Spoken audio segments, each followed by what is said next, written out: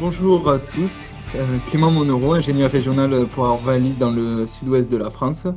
Je vais à présent vous présenter les résultats variétés blé tendre d'hiver, donc pour la campagne 2023.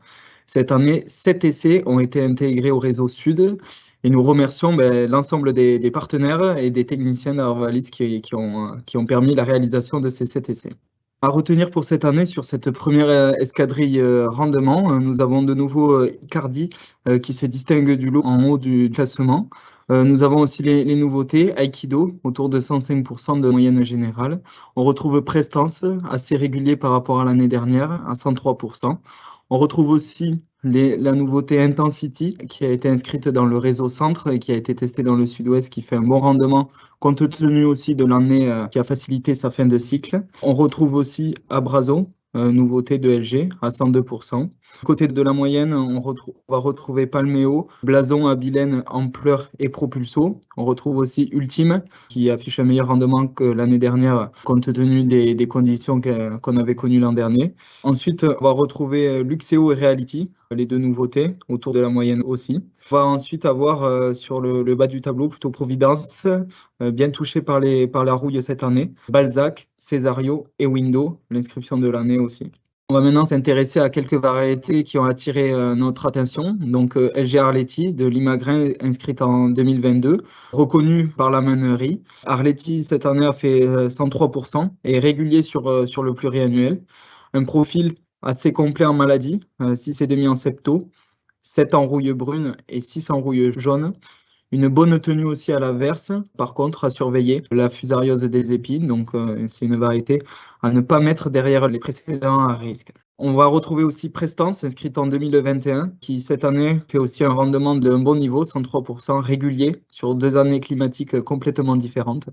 On va retrouver un profil aussi maladie sans gros défauts, mis à part une surveillance à avoir sur la rouille jaune. Un bon profil en panification, avec des gros W et un profil plutôt tenace. Par contre, il faudra surveiller la verse pour cette variété. On va retrouver aussi donc Balzac, variété de C-Cobra, inscrite en 2022, reconnue par la meunerie. Un profil maladie très complet, 7,5 en septo, 7 en rouille jaune et 7 en rouille brune. On fera attention tout de même à la verse, qui peut parfois arriver sur cette variété. Une variété qui va très bien passer aussi derrière les précédents à risque avec 5,5 en fusa et DPS d'un bon niveau. Cette année, 94% en rendement, un peu en retrait, du fait probablement des conditions et de remplissage difficiles pour cette variété dans des conditions humides. On va retrouver aussi SU Icardi, donc une hybride inscrite en 2022 par Satin Union, reconnue par la meunerie, donc un gros niveau de rendement qu'on va retrouver de nouveau à 110%, très régulier sur du pluriannuel. Pas de gros défauts maladie, 7 en septo, 7 en rouille brune et 7 en rouille jaune. Par contre, il faudra surveiller l'averse.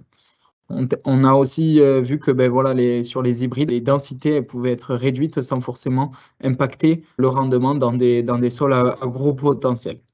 Elle fait aussi un bon PS. Ensuite, parmi les nouveautés inscrites en 2023, on va retrouver LG Aikido, donc de Limagrin, en observation actuellement par la meunerie, avec un niveau de rendement intéressant, donc de l'ordre de 105%, qui confirme ces 2 bonnes années en CTPS. Au niveau maladie, très complet en rouille. Par contre, à surveiller la septo, qui avec une note de 5,5 qu'on a vu encore cette année, qui peut prendre de la septo. Sinon, un très bon niveau de protéines malgré son rendement. Du côté de RAGT, donc nouveauté aussi, RAGT Propulso, inscrite en 2023, BPS demi-précoce, donc où cette année on est dans la moyenne de rendement, au niveau d'un ultime plutôt complet en maladie, surtout en rouille, 8 en rouille jaune, 8 en rouille brune, 6 en septo. Il faudra surveiller aussi la protéine, où il peut être un peu juste en protéines. Si on regarde un peu un résumé pour la campagne, pour se projeter pour la campagne 2023-2024, parmi les nouveautés, on va retrouver donc Intensity, Caroc, Blason, plutôt à privilégier dans des sols profonds, surtout Intensity. Window aussi, Propulso et Reality, voilà, ce sont des variétés qui vont très bien s'adapter à des sols profonds. Ensuite, pour les sols séchants, on va peut-être favoriser Abrazo, Propulso, Aikido, Blason. Donc, pour bien confirmer ce positionnement des variétés, il va nous falloir quand même une année supplémentaire pour bien les intégrer. Mais au vu des résultats, on peut déjà dire qu'elles présentent des bons comportements pour les sols séchants. Ensuite, pour les maladies du feuillage, on va retrouver Intensity, Jericho et Propulso, avec pas de gros défauts maladies et une bonne rusticité. Pour les précédents à risque, privilégier Jericho, Intensity, Luxeo, Reality et Blason pour leur bon comportement face à la fusariose des épis.